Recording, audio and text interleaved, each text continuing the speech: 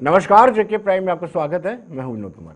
दर्शकों, अक्सर प्रधानमंत्री नरेंद्र मोदी अपने संबोधन में इस बात का जिक्र जरूर करते हैं कि जो कांग्रेस या विपक्षी दल की स्टेटमेंट होती है उनका जिक्र पाकिस्तान की पार्लियामेंट में अक्सर होता है। इनके बयानात को पाकिस्तान में ज्यादा अच्छे तरीके से इस्तेमाल किया जाता है। इसी तरीके से शहबाज शरीफ जो पाकिस्तान के प्रधानमंत्री हैं, उन्होंने भी कहा है, उन्होंने बाकायदा एक वीडियो जारी किया है और जिसमें कहा है कि साउथ एशिया में अगर आपको अमन बहाली करनी है तो इसके लिए कहीं ना कहीं भारत को 5 अगस्त 2019 में जो फैसला लिया गया है उसको वापस लेना होगा।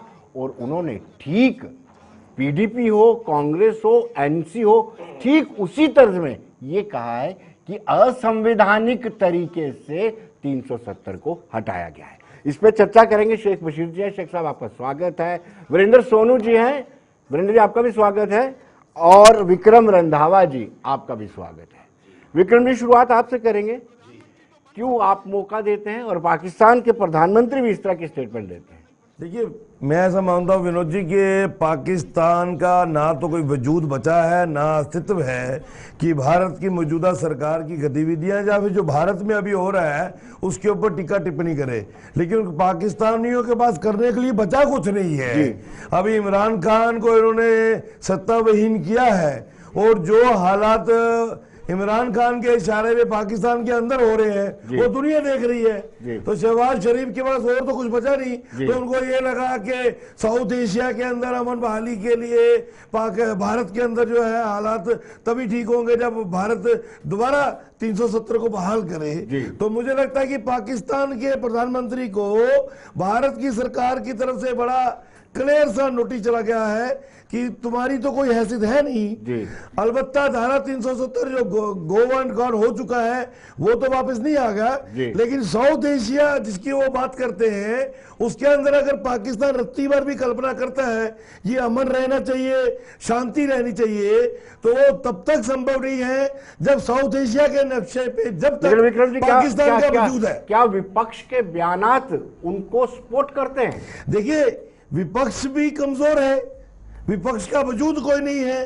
कांग्रेस जो है लीडरलेस हो चुकी है और कांग्रेस का लीडर आपने देखा ही है कि विदेश की धरती में जाकर ब्लैक पैंट कोट पहनकर जबरदस्ती एक इंटरव्यू कंडक्ट करवा कर तो भारत की स्थिति को खराब करने का प्रयास करता है। विनोद जी, इस देश ने वो दौर देखा है जब इंदिरा गांधी के ऊपर जब दुनिया लांछन लगाती थी तो उसको डिफेंड करने के लिए विपक्ष का नेता अटल बिहारी वाजपेयी आगे आता था कि इंदिरा गांधी पहले भारत की प्रधानमंत्री है, हम दुनिया के किसी मुल्क को अलाउ नहीं करेंगे कि भारत या फिर हमारे प्रधानमंत्री के खिलाफ कुछ बोले।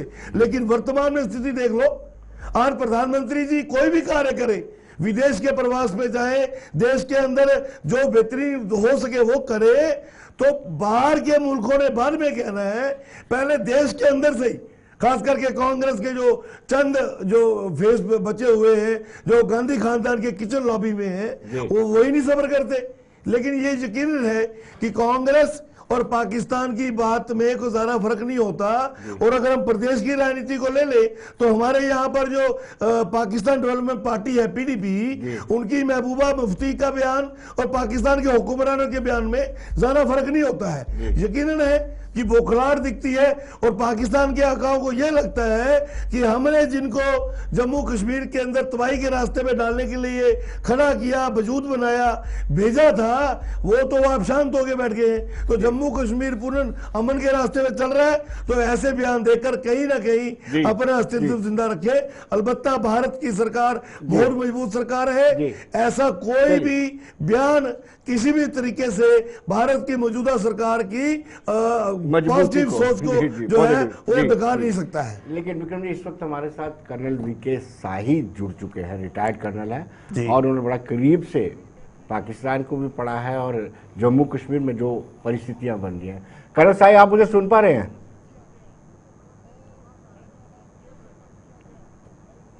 कर्नल साहब, आपकी आवाज हमारे तक नहीं पहुंच पा रही है, क्या आप सुन पा रहे हैं मुझे?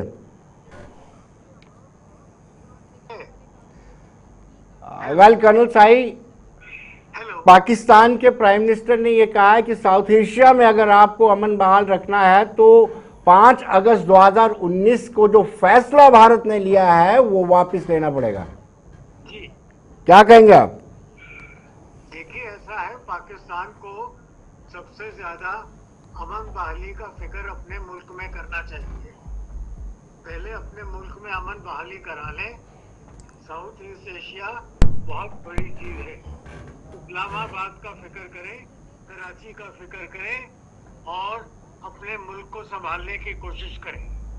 ना तो उनकी हस्ती इस लायक है, जी ना उनकी औकात इस लायक है कि वो अपने मुल्क से बाहर जाके जी और अपने पड़ोसियों के, जिनका कि वो 47 से पहले एक टुकड़ा हुआ करते थे जी हमारे मुल्क का, बजाय इसके कि trying to be bigger than the whole, जी part can never be bigger than the whole. जी कर्नल साहब, एक छोटा सा सवाल और भी पूछूंगा।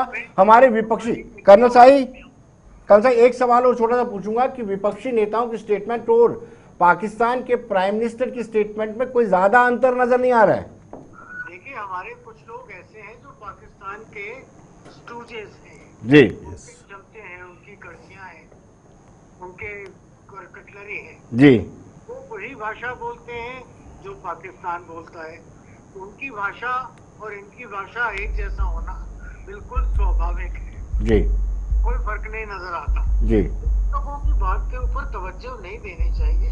जी समझता हूँ भारत को, भारत का संविधान, भारत की अपनी पार्लियामेंट, भारत के पार्लियामेंट का फैसला और हमारे 140 करोड़ भारतवासियों की इच्छा का फिक्र करना चाहिए, ना कि ये वो लोग जो कि ताकत से बाहर होने की वजह से, जी इनकी करप्शन खुल जी जाने की वजह जी से, जी एजेंडे नहीं चला पाने की जगह जी जी कहीं अपना जी जी कर्नल साहब बहुत बहुत शुक्रिया। Thank you very much. तो वीरेंद्र जी, आप क्या कहेंगे जिस तरीके से उन्होंने कहा कि कुछ लोग यहाँ पर पाकिस्तान की चमचागिरी करते हैं? देखिए, ऐसे है कि बदकिस्मती की बात है कि जम्मू कश्मीर को डिस्कस वो करते हैं जो कभी जम्मू कश्मीर के बारे में कुछ जानते ही नहीं है। जी पहली बात तो ये है, अभी विक्रम रंधावा साहब कह रहे थे, मैं सुन रहा था इनकी बात, इन्होंने कहा जी पीडीपी जो है उसकी बात जो है वो ऐसे करते हैं। तो अभी 3 साल पहले तक भारतीय जनता पार्टी और पीडीपी सरकार में शामिल थे और बीजेपी उसी सरकार का हिस्सा थी जो पीडीपी लीड कर रही थी। तो तब तो भारतीय जनता पार्टी को पीडीपी में कुछ बुराई नज़र नहीं आई, लेकिन आज वो हमें बुराई कर रहे हैं। चलिए, इनको मुबारक है जो भी इनकी सोच है, लेकिन जनता जानती है कि अगर सरकार बनाने के वक्त पीडीपी ठीक थी तो आज क्या गलत है या क्या नहीं है। जिस मुद्दे पे आज हम बात कर रहे हैं, देखिए सबसे पहले तो एक बात बिल्कुल क्लियर है कि आर्टिकल 370 और 35 with in the Indian constitution Jammu Kashmir के लोगों को मिला था। हमें किसी बाहर के मुल्क से नहीं मिला है वो जी। हमें जो मिला है with in the constitution of India मिला है जी। और जो हमसे 5 अगस्त 2019 को छीना गया है वो भी इंडियन गवर्नमेंट ने छीना है जी। पार्लियामेंट में छीना गया है। हम उसकी लड़ाई सुप्रीम कोर्ट में लड़ रहे हैं जी। हम सब सुप्रीम कोर्ट के फैसले को मानेंगे, जो भी आएगा, जो सुप्रीम कोर्ट हमारी बात सुनेगा। जैसे चीफ जस्टिस साहब ने थोड़े दिन पहले कहा है कि समर वेकेशन के बाद हम वो केस वो लिस्ट होगा। अच्छा है, हम अपनी बात वहां रखेंगे जी। क्योंकि हमें न्याय प्रणाली पर पूरा भरोसा है। राइट। लेकिन जो 5 अगस्त 2019 को हुआ है, अगर हम ये कहते हैं कि ये जम्मू कश्मीर के हकों पर डाका मारा गया है जी। या जम्मू कश्मीर के लोगों के साथ धोखा किया गया है, जी। तो भाई हम कोई गलत बात तो कह नहीं रहे ना जी। ये तो नहीं है ना कि जो भारतीय जनता पार्टी कहे हम उसको मान लें, ना खाता ना भाई, जो कहे बीजेपी वही बात सही, तो फिर हम भाई देशभक्त है। अगर हम इनकी गलत बातों को एक्सपोज करते हैं तो हम देशद्रोही बन जाते हैं। तो दुनिया जानती है कि महबूबा जी जब चीफ मिनिस्टर थे, मुफ्ती साहब जब बीजेपी के साथ चीफ मिनिस्टर थे, तो हमने हिंदुस्तान के आइन की कसम उठा के वो सरकार चल रही थी। वी आर इंडियन, हम हिंदुस्तानी हैं। लेकिन हम ये कहते हैं कि जो इंडियन कॉन्स्टिट्यूशन हिमाचल प्रदेश को 371 देता है, उसी ने हमें 370 दिया था। हमारे 370 के साथ क्या तंगी थी? आप ही ड्यूल करेंसी की बात भी करते रहे, आप बताइए ना, आप ही peoples democratic party dual currency की बात करती रही है। देखिए, ऐसे है जी कि पीपल्स डेमोक्रेटिक पार्टी ने आज से नहीं, 1919 जब पार्टी हमारी बनी, हम तब भी कहते थे ग्रेनेड से ना गोली से, बात बनेगी बोली से। बोली और ड्यूल करेंसी में बड़ा फर्क है। मैं आ रहा हूँ, उसी पे आ रहा हूँ ना, उसी पे आ रहा हूँ जी। हर एक पॉलिटिकल पार्टी कोई अपना एजेंडा लेके आती है, जहाँ को अपना मैनिफेस्टो होता है, जहाँ हम कहते हैं कि ऐसे कीजिए। हमारी प्रायोरिटी जम्मू कश्मीर के लोग हैं, जम्मू कश्मीर के खास तौर पे बॉर्डर पर रहने वाले जो हमारे जम्मू के साथी हैं। आप देखिए कि जब दोनों मुल्कों में हालात तनावपूर्ण होते हैं तो सबसे बड़ा नुकसान बॉर्डर के रहने वाले लोगों को उठाना पड़ता है। हम आज भी तो गवर्नमेंट जो सीज फायर, आज भी सीज फायर है सरकार की किसी लेवल पे आज भी बात हो रही है, वेलकम करते हैं। 14 के बाद कोई क्रॉस फायरिंग नहीं, आज सीज फायर तो आपने भी कहा किया ना, नियंत्रण में किया, हम तो नहीं, आपने आपकी डीजीएमओ लेवल पे सुनिए ना, अच्छी बात है, आपने डीजीएमओ लेवल पे आपने बातचीत की। हम तो कहते हैं बॉर्डर शांत रहने चाहिए, अगर आप उनके साथ बात करके बॉर्डर शांत है तो अच्छी बात है। उसका फायदा मैं जम्मू के रहने वाले, बॉर्डर बेल्ट के रहने वाले, रंधावा साहब आपकी खुद का जो पुराना गांव बॉर्डर बेल्ट पे आता है, आप भी ये जानते हैं उन लोगों की परेशानी कि क्या है, मेरे नान के बॉर्डर पे हैं। तो हम ये कहते हैं कि आज जो माहौल है अच्छा है, वेलकम है इस बातचीत। अगर तो बातचीत भारतीय जनता पार्टी करे तो भाई वो तो ठीक है, अगर पीडीपी कह दे वो कत्ल भी करें तो चर्चा नहीं होता, हम आप भी बड़े तो हो जाते हैं बदनाम भी। बात तो हम भी कह रहे हैं उनसे बात करो, ये करते हैं तो ठीक है, अगर पीडीपी कहती है वो देशद्रोही हो जाती है। तो जो बड़ा इशू है, जो बड़ा मसला है, सबसे प्रायोरिटी जम्मू कश्मीर के लोगों की जान माल की सुरक्षा और जम्मू कश्मीर में डर और सहम का माहौल खत्म करने की है। हर एक पॉलिटिकल पार्टी ने अपना बनता रोल उसमें किया, लेकिन हम ये कहते हैं। अब बशीर साहब से पूछ लेते हैं। सुनिए बशीर साहब, आप हमें बताइए, आप तो कह रहे थे कि चाइना को भी इंटरवेन करना चाहिए, पाकिस्तान से बातचीत होनी चाहिए। जो पाकिस्तान जिसमें फाइनेंशियल एक्शन टास्क फोर्स ने कितने सैंक्शन लगा के रखे हैं, माली हालत बहुत बुरी है, समोसे का रेट सुप्रीम कोर्ट तय करती है, उस पाकिस्तान को आपके बयानात एक बूस्ट देते हैं कि वो कहीं ना कहीं कश्मीर मुद्दे को लेकर के अंतर्राष्ट्रीय स्तर पर जाए और इस तरह की स्टेटमेंट दे जैसे अभी दी है। विनोद जी, 1947 से लेके आज जी जितना टाइम गुजरा है, हिंदुस्तान और पाकिस्तान इंटरनेशनल कॉन्स्पिरेसी का शिकार हुए। इंटरनेशनल कॉन्स्पिरेसी, ये मैं कह रहा हूँ, बिल्कुल अथॉरिटी से कह रहा हूँ। हिंदुस्तान उस कॉन्स्पिरेसी का आप भी हिस्सा हैं क्या? एक मिनट सुन लीजिए, एक मिनट, क्या regional political party? Let me complete. जी, ये कॉन्स्पिरेसी जब हुई, कुछ ने हथियार बेचना था, कुछ ने डिप्लोमेसी करनी थी, और ये दो मुल्क बने। जब मुल्क बने, आज हम बहस कर रहे हैं कि पाकिस्तान को बनना चाहिए था या नहीं बनना था, बड़ी बहस हो रही है। बन गया है, और वाजपेयी जी ने कहा कि हम, ही इज ऑन रिकॉर्ड, कि हम दोस्त तो बदल सकते हैं लेकिन हमसाया को नहीं बदल सकते। और ये भी हकीकत है कि हमसाया जो है, लंबा चौड़ा बॉर्डर है हमारा हमसाया के साथ, और हमसाया के साथ जब बॉर्डर है तो जब कहीं हमारे अंदर बॉर्डरों के अंदर कमजोरी होती है उसका वो फायदा उठा रहा है। और ये भी हकीकत है कि जो जम्मू कश्मीर स्टेट थी जिसको इन्होंने यूनियन टेरिटरी बनाया है, इस स्टेट का नक्शा बिगाड़ने में 5 अगस्त 2019 को जो रोल अदा किया गया वो अनडेमोक्रेटिक है, वो जो चैलेंज किया गया है। अच्छा, जो चैलेंज किया गया है उसके बाद की जो सारी चीज़ें हैं, अगर हमारे घर के अंदर सुराख नहीं होगा तो सांप नहीं आएगा। अब कहीं ना कहीं तो कमज़ोरी है। इस वक्त तक 1947 से लेके इतना जंगी लड़ी है। पाकिस्तान के साथ 1965 में जंग हुई, 1971 में जंग हुई, 1998 में जंग हुई। ये कोई नई बात नहीं। अगर हम कहें कि नहीं हमने नाम ही नहीं लेना है, और ये ठीक कहा सोनू जी ने कि जब हम नाम लेते हैं तो ये कहते हैं जी हम तो पाकिस्तानी हो गए। बात सिर्फ सीधी है।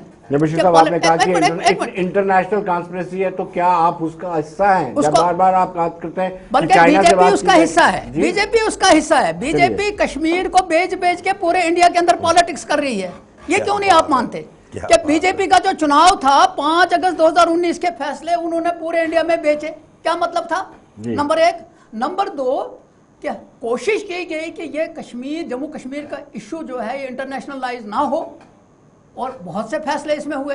अब क्या यह हकीकत नहीं है कि जब पाकिस्तान और हिंदुस्तान बना तो एक उसको जो सिंध ताश माहिदा कहते हैं, ये ट्रीटी है जो दरियाओं का ट्रीटी है, नहीं हुआ। क्योंकि जब हम देखो ना, इंडस वाटर ट्रीटी हुआ इसलिए हुआ कि दो मुल्क हमसाया है, इसीलिए हमसाया के साथ बहुत सी चीजें जो हैं वो तय करनी पड़ती हैं। संगीन आरोप लगा है आप पे। अच्छा, आप कॉन्स्पिरेटर हैं। सर मुझे कंप्लीट करने दीजिए, मुझे कंप्लीट करने दीजिए। बीजेपी पूरे इंडिया के अंदर कश्मीर को बेच बेच के हुकूमत कर रही है, और मैं ये मान के चलता हूँ कि अगर वो चाहते हैं बीजेपी को जो मैंडेट लोगों का मिला है, अगर वो चाहें तो हालात को ठीक कर सकते हैं। अगर आज नहीं ठीक होंगे तो कभी ठीक नहीं होंगे। चलिए मैं बड़ा स्पष्ट कर आप दूं, कश्मीर को जो बेच बशीर रहे हैं, साहब ने कश्मीर बात को- कही है, जी। अगर भारतीय जनता पार्टी ने कश्मीर को बेच के राजनीति करनी होती तो फिर 2014 का इंतजार ना होता, फिर भारतीय जनता पार्टी 30-35 वर्ष पहले ही सरकार में आई होती और मजबूत सरकार केंद्र में बनाई होती। लेकिन भारतीय जनता पार्टी ने पूरे देश को एक साथ लेकर चलने में विश्वास किया है। यकीनन मैं बशीर साहब को स्पष्ट कर दूं कि 5 अगस्त 2019 को हमने कैश नहीं किया अभी तक।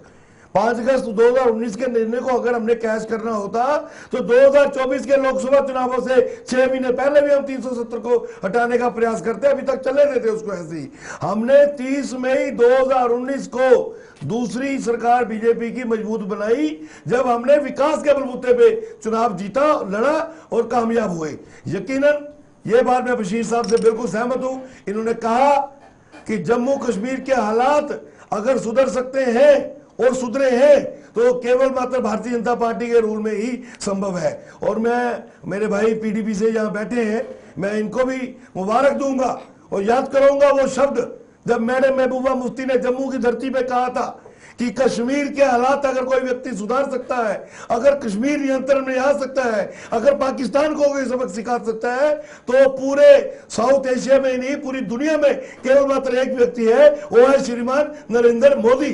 ये मैंने महबूबा मुफ्ती ने विक्रम मंच से कहा विक्रम था। जी, आपकी बातों से लगता है कि अभी आपने 5 अगस्त 2019 को बेचा नहीं, उसकी मार्केटिंग नहीं की। हमें जरूरत ही नहीं 2024 है। को 2024 तक का आप इंतजार कर रहे हैं, मैं लेकिन बता रहा हूं, 5 पुलवामा को बड़े ढंग से आपने बेचा। हमें जरूरत ही बड़े नहीं ढंग से पड़ेगी। पुलवामा को हमें बेचा आपने। जरूरत ही नहीं पड़ेगी। शहादत 5 पर अगस्त राजनीति 2019 को की, बेच शहीदों देंगे। पर राजनीति की।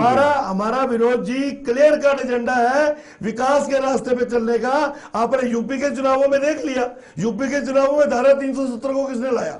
हमने केवल मात्र एक जब आपने 80-20 ला दिया तो धारा 370 की गुंजाइश बचती नहीं थी। 80-20 की लाने की जी। जो जरूरत पड़ी, वो जब समाजवादी पार्टी और ओवैसी ये सब ताकतें एक तरफ होकर हिंदुओं को ब्लैकमेल करने लगी, तो हमें फिर वो बात लोगों के बीच में ले जानी पड़ी। अलबत्ता भारतीय जनता पार्टी का चाहे किसी प्रदेश का विधानसभा का चुनाव हो, केंद्र का लोकसभा का चुनाव हो, वन पॉइंट एजेंडा है कि देश और प्रदेश के विकास के बलबूते पे हम चुनाव लड़ते हैं, चुनाव जीते हैं। किसी भी विषय को लेकर, ना धार्मिक ना धारा 370 को लेकर चुनाव लड़ा है, ना ही जीता है। चलिए वरिंदर जी, आप हमें ये बताइए कि कहीं ना कहीं पीपल्स डेमोक्रेटिक पार्टी की जो स्टेटमेंट्स होती हैं वो कहीं ना कहीं उकसाती हैं इस बात को लेकर के कि जो 370 में संशोधन हुआ, 35 से हटा, वो असंवैधानिक था और उसका लाभ, जैसे खुद प्रधानमंत्री अटल बिहारी वाजपेयी कहते हैं कि उनकी स्टेटमेंट्स का इस्तेमाल जो है पार्लियामेंट में पाकिस्तान में किया जाता है। देखिए, ऐसे है कि जहाँ तक आपने पीपल्स डेमोक्रेटिक पार्टी की बात की है, हमारी सदर की स्टेटमेंट की आपने बात की है, देखिए हम तो वो कह रहे हैं जो सच्चा, जो जम्मू कश्मीर के साथ हुआ है। अब आप मुझे बताइए, अगर 5 अगस्त 2019 को पार्लियामेंट में इनके हिसाब से, भारतीय जनता पार्टी के हिसाब से ये कहा जाता है कि ये ऐतिहासिक कदम था, तो आपने सारा कश्मीर जेल में क्यों डाल दिया? आपने 3 फॉर्मर चीफ मिनिस्टर PSA के तहत क्यों डाल दिए? क्या आप उनको हिंदुस्तानी नहीं मानते थे? ये बातें हैं। आपने पूरी कश्मीर को हाउस अरेस्ट किया, आपने जम्मू में अपोजिशन पॉलिटिकल पार्टी के लीडरों को हाउस अरेस्ट किया, कईयों को जेल में भी डाला, कईयों को PSA भी लगाई। अगर ये जो कदम था जम्मू कश्मीर के लोगों की भलाई के लिए था, तो फिर जम्मू कश्मीर को जेल में तब्दील करके क्यों किया गया? हमें सबसे बड़ा दुख तो इस बात का है कि तब भारतीय जनता पार्टी के प्रोग्रामों पर कोई पाबंदी नहीं, उनकी रैलियों पर कोई पाबंदी नहीं, लेकिन अपोजिशन के लीडर सब जेल में थे। अभी विक्रम रंधावा साहब ने कहा कि हमने ये प्रोडक्ट नहीं बेचा है। भैया, आपने पूरा बेचा है। आपने हरियाणा में जब चुनाव थे, आपके उस वक्त जो पार्टी प्रेसिडेंट थे, उनके बयान थे, आप निकाल के देख लीजिए। उन्होंने कहा है कि आप हमें वोट इसलिए दीजिए कि हमने 370 तोड़ दिया। तो जब लोकल लोगों ने कहा भी 370 है या नहीं है, से हरियाणा को क्या फायदा? आप विकास की बात करो, आपने किया क्या है? आपने जो कुछ भी वहां घटा आपके सबके सामने है। बाकी बात रही, आपने पुलवामा का जिक्र किया। भाई, ये भारतीय जनता पार्टी की आदत बन चुकी है कि हर एक चीज को उन्होंने अपने हिसाब से बेचना है। शहीदों के नाम पर डट के सियासत हुई। भाई, मुझे एक बात बताइए, सिक्योरिटी फोर्सेस आर्मी पूरे देश का गौरव है, हम सब की हैं। उनकी शहादत के ऊपर जो वीर जवान शहीद हुए, उनके नाम के ऊपर भारतीय जनता पार्टी ने जिस तरह से पोस्टर लगाए, बैनर लगे और जिस तरह उसको बेचा गया, हमें तो शर्म आती है। भाई इससे पहले मैं कहता हूं कि आप किसी को कोई इल्जाम लगाने से पहले आप सोचिए कि आप करना क्या चाहते हैं। आप 5 अगस्त को भी बेच रहे हैं, आप पुलवामा को भी बेच रहे हैं, आप कोर्ट के फैसलों को भी बेच रहे हैं, अच्छी बात है, आप बेचिए, ठीक है, जनता इसका फैसला कर देगी, लेकिन किसी कीमत पे आप देश तो ना बिकने दीजिए। वो थोड़ी बिकने का मैं बताता हूं ना। देश की सबसे बड़ी ताकत हमारा सेकुलरिज्म आपने तबाह कर दिया, देश के सारे इंस्टीट्यूशन आपने तबाह कर दिए। अब बात चली कि हम विकास की बात करते हैं, मैं विकास पे आ रहा हूं, एक मिनट आपने दीजिए। कोर्ट के फैसले का जिक्र किया तो मैं यासीन मलिक का जिक्र नहीं करना चाहता था, लेकिन क्या वो ठीक नहीं किया क्या? देखिए मैंने पहले ही कहा, मैं तो पहले ही कह रहा हूँ, यही बात है विनोद जी, मैं कह रहा हूँ कि वो फैसला कोर्ट का है, बीजेपी ने तो नहीं किया ना। हम सब कोर्ट के फैसले का सम्मान करते हैं, लेकिन सुनिए और भी बहुत सारे फैसले कोर्ट में हो रहे हैं। आप मुझे एक बात बताइए, अभी एक नया इशू पूरे हमारे जम्मू में भी आ गया, वो लाउड स्पीकर। अब मुझे बताइए कि जम्मू कश्मीर के जो सारे मुद्दे हैं वो लाउड स्पीकर की आवाज पे आकर टिक गए हैं। जो जम्मू म्युनिसिपल कॉर्पोरेशन का काम था वो सारा इन्होंने खत्म कर लिया, जो लाउड स्पीकर पे आ गए। आपने क्या जम्मू शहर को सारा साफ सुथरा कर दिया, जम्मू शहर में बिजली पानी की किल्लत खत्म कर दी, जम्मू शहर की नालियां गलियां सब साफ सुथरी हो गई, जम्मू शहर में स्ट्रीट लाइट सारी लग गई। जो काम म्युनिसिपलिटी का था वो उन्होंने किया नहीं, जो लगे हैं लोगों के पतीले चेक करने, वो खा क्या रहा है। भाई लाउड स्पीकर एक इशू नहीं हो सकता। आज नौजवान के इशू उसके ऊपर बात नहीं करते, आज महंगाई इशू उसके ऊपर कोई बात नहीं करता। यही एक वजह है जो हम कहते हैं कि बीजेपी को ब्रांड करना, मार्केटिंग करनी बड़ा अच्छे तरीके से आता है। वो चाहे शहीदों के ताबूत हों, शहीदों की चिताएं हों, चाहे इस देश का सेक्युलरिज्म, सब आप कुछ कहना चाहते हैं? बशीर साहब कुछ कहना चाहते हैं? मैं विनोद जी ये कहना चाहता हूँ, विक्रम जी ने, हमारे साथी हैं, विक्रम जी ने कहा कि हम मक्कास के मुद्दे पे लड़ रहे हैं। ये चाहे 2014 हो, चाहे 2019 हो, ये दोनों इलेक्शन, 2014 में तो इन्होंने एक इशू पे इलेक्शन लड़े, 2019 के बाद जो इलेक्शन जहाँ जहाँ भी हुए 370 को बेचा गया वहाँ जगह पे। दूसरी बात है कि पाकिस्तान क्यों नाम लेता है इसका। पाकिस्तान हमसाया मुल्क है, उनका पॉलिटिक्स भी कश्मीर पे चलता है, वो भी जिंदा कश्मीर के ऊपर। आप भी उनको पूरा मौका देते हैं। हमने सर हम मौका ये दिलवाते हैं। ये जो बीजेपी वाले हैं ना, ये प्रोवोकेशन करते हैं। मैं आपको बताता हूँ, जिन्ना ने नेशनल कॉन्फ्रेंस का करेक्टर है, जब वो सत्ता में होती है तो उससे बड़ा नेशनलिस्ट कोई नहीं होता है। मैं आज भी कहता हूं कि हमारे बगैर, मैं विनोद जी आज भी विनोद जी बात यह है कि नेशनलिस्ट का सर्टिफिकेट हमको किसी से नहीं चाहिए। हमने प्रूव किया है 1947 में कि हम नेशनलिस्ट हैं, और बाज़ाब्ता एक्शन से किया, एक्शन से। उसके बाद उसपे भी बड़े सवालात उठते हैं, जो सवालात उठते हैं ना, उसका जवाब हमारे पास है। अब्दुल्ला ने अपने निजी स्वार्थ के लिए आज शेख साहब की एक वीडियो 1975 की है, जब वो लाल चौक वाली पिक्चर है। मैं उसके अंदर मौजूद था, मैं छोटा था, मैं मौजूद था। वो वीडियो आजकल आम है। उसने जवाब दे दिया उसने जवाब दे दिया पाकिस्तान को कि आप किन चीज़ों के ऊपर हमारी बात करते हो। नंबर 1, वो रिकॉर्ड है और उसको किसी वक्त चला के दिखाइए अपने चैनल पे कि क्या शेख साहब ने कहा है। नंबर 1। नंबर 2, वक्त के ऊपर बदलते हैं हालात। 1947 में जम्मू कश्मीर, तभी तो कह रहा हूं एनसी वक्त पे बदलती है। हमने नहीं बदला। अगर हमने बदला होता तो नवीयत हमारे साथी शहीद नहीं होते, हमारे साथी शहीद नहीं होते अगर हमने बदला होता। नेशनलिज्म का सर्टिफिकेट या उनकी जो टर्मिनोलॉजी है वो जो उनको सूट करती है, वो हमें उसका सर्टिफिकेट नहीं चाहिए। नंबर 1। नंबर 2, विकास के नाम पे ये इलेक्शन नहीं लड़ रहे हैं। ये सोनू जी कह रहे थे कि विकास ही नहीं बल्कि जो इश्यूज हैं, डिबेट उस पर होनी चाहिए कि जनाब आज का जो नौजवान है उसका क्या इशू है। आज की डिबेट ये होनी चाहिए कि महंगाई को कैसे रोका जाए।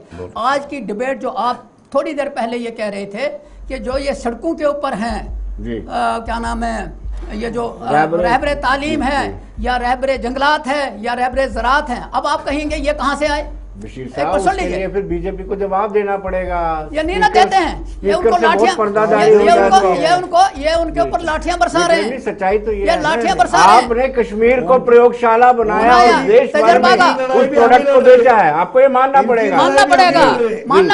ये तजर्बा का मत बनाए। बताइए आप बताइए। देखिए, ये जो आपने विषय बताए हैं, जैसे बशीर साहब भी बात कर रहे थे, अब इन भावनाओं को लेकर भी हम लोग समझते हैं कि हमने कैसे लोगों के बीच में जाना है।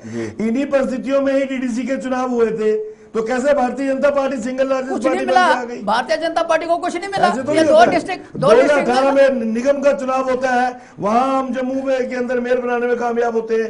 2020 में डीडीसी का चुनाव होता विनोद जी, है। ये अगर सिर्फ विकास के अगर मुद्दे पे है। डीडीसी का चुनाव होता है लेकिन तो यकीनन- असेंबली का क्यों नहीं हो रहा है? मैं आपको वो अगर डीडीसी का चुनाव हो रहा है तो असेंबली का क्यों नहीं? चुनाव का रास्ता खुल असेंबली गया से है। क्यों डर रहे हैं? अब खुल गया चुनाव का रास्ता, अब क्या डरने वाली बात है? कोई रास्ता नहीं खुला अभी। इन्विटेशन एक्सेप्ट हो गई है, अब इलेक्शन कमीशन ने फैसला करना है। करो ना, इलेक्शन डेट कमीशन मकर। डिसाइड करेगी करो ना, चुनाव डेट। कब करवाना कब नहीं करवाना। आप करो, डेट अलबत्ता मकर। विनोद जी, भारतीय जनता पार्टी का बड़ा क्लियर कट मंसूबा है कि हम लोगों के बीच में थे, हैं, रहेंगे। हम भी ना हैं। कभी डरे हैं, हम भी ना हैं, कभी बिल्कुल तक डरेंगे। के हैं। अब किसी का वजूद ही 20 साल पुराना है तो हम उसके लिए क्या कह सकते हैं, क्योंकि उनको वन पैड एजेंडा है। नहीं, आज महबूबा मुफ्ती को नेशनल ऑर्गेनाइज हो कॉन्फ्रेंस का गया वजूद कि बीजेपी अमीन से भट्ट पुराना है। और राहुल भट्ट का खून जो है वो बराबर का लाल है, और इसलिए और अमीन भट्ट के घर तो चली गई, राहुल भट्ट के घर में पीडीपी का कोई नेता नहीं गया जो वहां पर जाकर भी विनोद जी, जवाब देता हूं। सोनू जी जवाब देंगे। देखिए, अभी जो राहुल भट्ट साहब की इन्होंने बात की है, सबसे पहले मैं खुद हमारी पार्टी के जम्मू के सारे सीनियर लीडरशिप वहाँ गए हैं।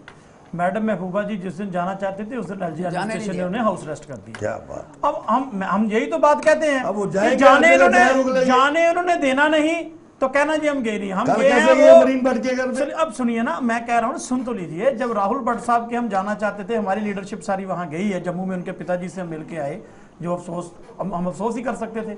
महबूबा जी जब जाना चाहते थे तो आपने उनको रोक दिया, ये ऑन रिकॉर्ड है, सारा मीडिया जानता है। अब आप चैनलों पे झूठ कितना बेचेंगे, चलिए ठीक है, आप आपके हिसाब से आप चलाएं, लेकिन सच जो है वो सच रहेगा।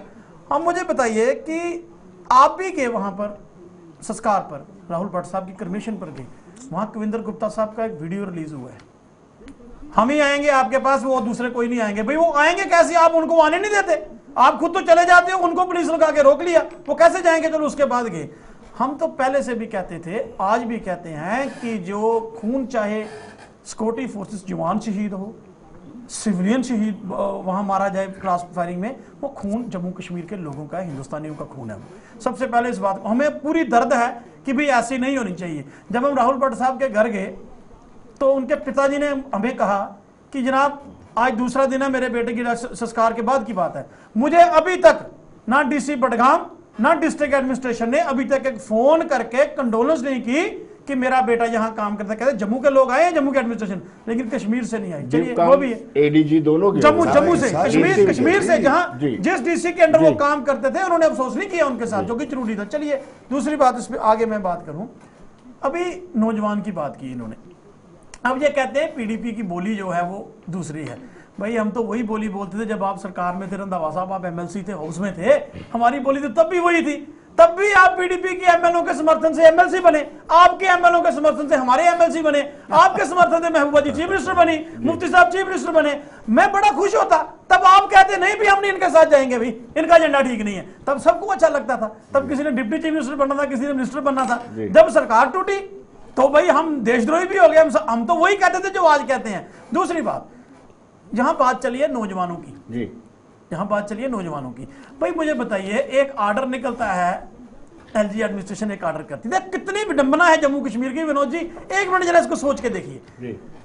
ऑर्डर निकलता है कि रहबरे खेल, रहबरे जरात और रहबरे जंगलात, ये तीनों की दूसरा ऑर्डर निकल जाता है। सुनिए, मैं वही कहता हूं ना, टर्मिनेट हो जाते हैं और पोस्टेज सर्विस सिलेक्शन बोर्ड को दी जाती है। जब वो प्रोटेस्ट होता है, जो गले की हड्डी बन जाता है भारतीय जनता पार्टी के लिए, तो तब एक एलजी एडमिनिस्ट्रेशन से ट्वीट आ जाता है कोई 2:45 बजे, वो कहते हैं जी हमें पता ही नहीं है, जी ऑर्डर हमने किया नहीं है। और बीजेपी के प्रदेश अध्यक्ष कहते हैं कि कुछ अफसर जो हैं वो भारतीय जनता पार्टी को सबोर्डाइज करने के लिए वो काम कर रहे हैं। भाई मुझे एक बात बताओ, नहीं एक बात, मैं आपसे मेरी हाथ जोड़ के विनती है, भाई आदमी एक, मैं कहता हूं ट्रक भी चलाता है ना, ट्रक भी किसी का होता है ट्रांसपोर्टर का, वो उसके टायर चेक करता है, उसका इंजन चेक करता है, उसमें चेक करता है माल कैसा हो। भाई आप सरकार चला रहे हो, आपको पता ही नहीं है। अब ये नहीं कह देना, अब ये नहीं कह देना कि ये पीडीपी की चाल है, उन्होंने ऑर्डर निकाल दिया। भाई इस पे जवाब देना, कहां है कश्मीर को आपने नहीं बेचा, बीजेपी ने बेचा है। जी जी, बराबर के रिस्पॉन्सिबल पीडीपी ने भी कश्मीरियों के सिर पे। क्वेश्चन क्या है?